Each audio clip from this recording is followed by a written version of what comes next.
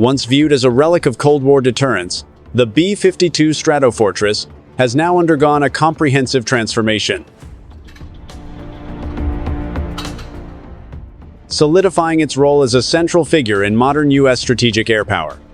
Originally introduced in the 1950s, this bomber has defied obsolescence through a series of bold, futuristic upgrades that have essentially given it a second life. With the implementation of the Commercial Engine Replacement Program, CERP, the B-52 has been fitted with high-bypass turbofan engines that significantly increase fuel efficiency, reduce maintenance demands, and extend operational range. These new engines are not merely replacements, they symbolize a doctrinal shift, ensuring the aircraft remains a viable long-range platform through at least 2050. Alongside structural modifications, digital modernization has touched every facet of the aircraft, from navigation systems to battle management software, effectively transforming the Stratofortress into a digital-era heavy bomber. But perhaps the most impactful transformation lies in the aircraft's brain, the cockpit and sensor suite.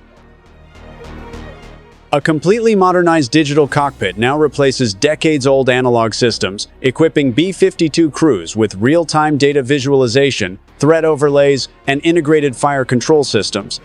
The heart of this system is a new active electronically scanned array, AESA radar, providing precision tracking and targeting over vast areas with minimal latency.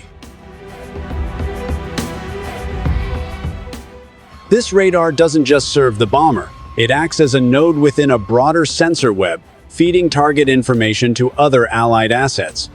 Add to this satellite-based communications and machine learning-assisted threat assessment, and the B-52 becomes more than a bomber, it becomes a battlefield orchestrator.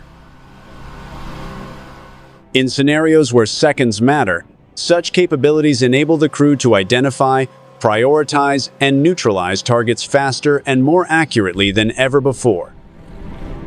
Central to the B-52's evolved lethality is its expanded compatibility with precision-guided munitions, particularly the Joint Direct Attack Munition, JDAM, family. Far removed from the carpet-bombing tactics of previous eras, the Stratofortress now delivers pinpoint strikes using JDAMs guided by GPS and inertial navigation systems. These bombs come in various sizes from 500 to 2,000 pounds, allowing flexibility in engaging both soft and hardened targets.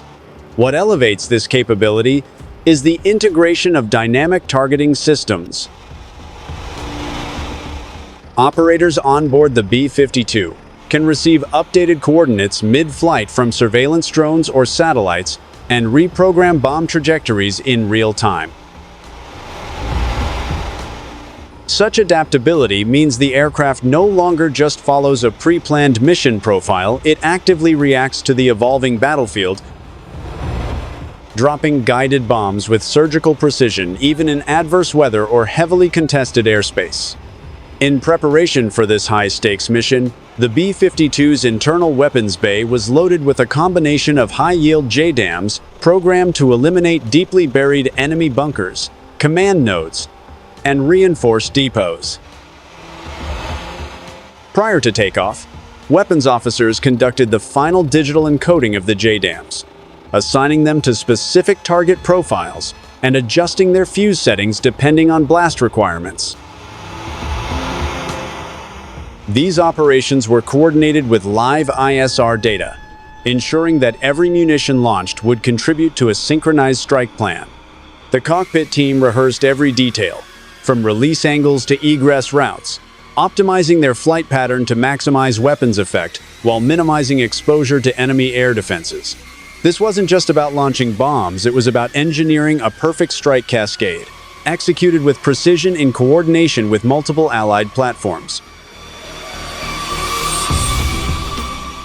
As dawn broke over the base, the B-52 flight crew assembled inside the hardened mission control facility for their final briefing. The room was filled with tension, not of fear, but of precise readiness, an atmosphere born from months of planning and a deep understanding of their aircraft's newfound capabilities. Pilots reviewed flight corridors and altitude profiles, while electronic warfare officers anticipated radar threats and plotted jamming patterns. The weapons specialists focused on target sequencing and impact timing, ensuring their JDAMs would strike in concert with ordnance from Allied bombers and fighters. With each crew member fully aligned on their responsibilities, the team moved to the aircraft, climbing aboard with a sense of purpose. This mission wasn't just another sortie. It was a demonstration of the B-52's rebirth, an aging giant now fitted with the eyes, brain, and claws of a modern predator. Once systems were verified and communications linked with the operations command, the B-52 rolled down the taxiway and took off into a pale blue sky. From that moment, it was joined in the air by a formation of strike aircraft including the stealth B-2 Spirit, the supersonic B-1 Lancer, and low-flying A-10 Warthogs, while F-16s provided escort and air superiority. Flying as one, the group advanced into contested territory with precise timing. As they neared the target zone, the B-52 opened its bomb bays, releasing JDAMs that rained down with devastating accuracy. The B-2 slipped in undetected to strike underground bunkers, while the B-1 saturated key areas with heavy payloads. A-10s moved in low to finish off surviving targets, and F-16s neutralized surface threats. In under a minute, the enemy's infrastructure was obliterated with near-zero response time. The combined force began their return leg as reconnaissance confirmed full target destruction.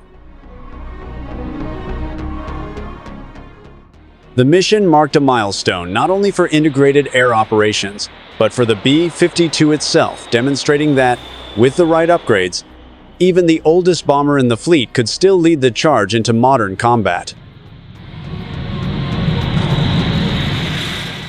As the formation cleared the primary engagement zone, the B-52 remained on station to coordinate secondary strikes. Its advanced radar systems and battlefield data links allowed it to act as a command node, updating real-time intelligence to accompanying platforms.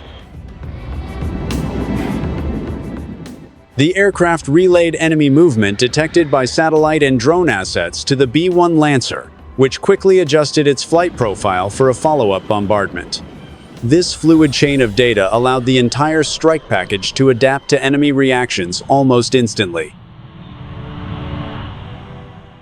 Even while airborne, the B-52 processed threat signals and shifted aerial priorities, effectively leading the response like an airborne general overseeing a digital battlefield. Meanwhile, the B-2 Spirit descended to low altitude under radar cover, unleashing bunker-busting ordnance on deeply entrenched targets that had survived the initial wave. Its stealth profile allowed it to fly undetected into the enemy's most secure zones, dealing a crippling blow to critical infrastructure with zero warning. The precision and surprise of the B-2's strike helped prevent any coordinated enemy retaliation.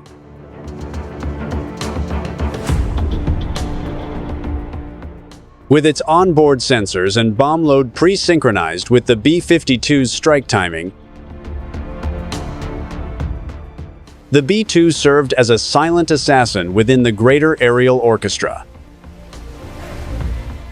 The B-1 Lancer, flying at high subsonic speed, transitioned to its strike run at medium altitude, deploying a volley of guided bombs in support of the B-52's mission objectives. Its large payload capacity enabled it to saturate wide-area targets like vehicle convoys, supply depots, and radar installations. Working in tandem, The B-52 and B-1B created overlapping kill zones, making it virtually impossible for any hostile units to escape.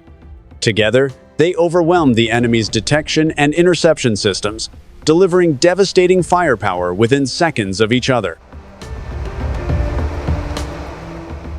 Below them, the A-10 Warthogs swept low over the terrain, scanning for mobile threats that might have evaded the bombers. Armed with the fearsome GA-8 Avenger and air-to-ground missiles, the Warthogs eliminated armored vehicles and remaining ground units attempting to regroup. Their close air support provided a crucial safety net for the operation, ensuring no pockets of resistance could form. Working in coordination with targeting data from the B-52, the A-10s moved with deadly precision, picking off targets that had just been exposed by larger strikes.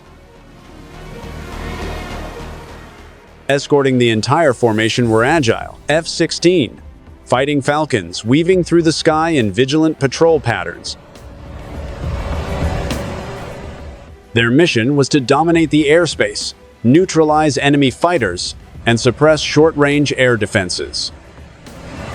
The F-16s also relayed targeting cues to the bombers, serving as forward eyes for the formation. By the time the strike force began its return to base, every assigned target had been neutralized with overwhelming efficiency. The operation demonstrated not just the lethality of American air power, but the seamless integration of old and new, where the aging B-52, reborn through technology, led a modern symphony of destruction.